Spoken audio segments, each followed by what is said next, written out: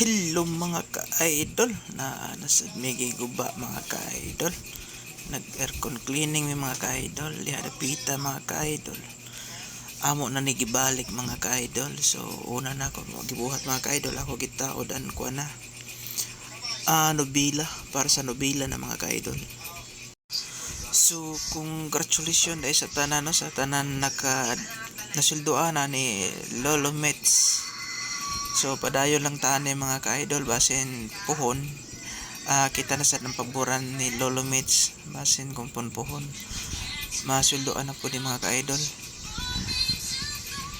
Kaysa ako side mga ka-idol na monetize ni mga ka-idol pero na ako'y nabatian mga ka-idol after 3 months daw na ano yung bawaan kon masuldoan na ba.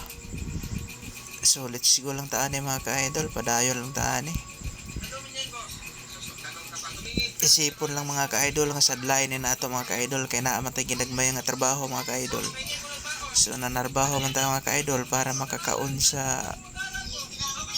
or naay magasto sa madadlaw nga panginanghanlano nato mga ka-idol.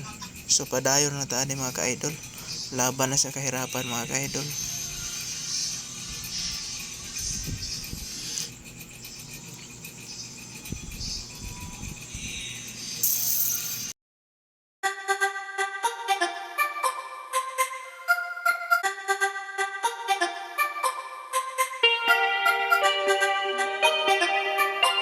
So, dire na lang ko to mga ka-idol, no? Thanks for watching mga ka-idol. Ingat palagi. God bless.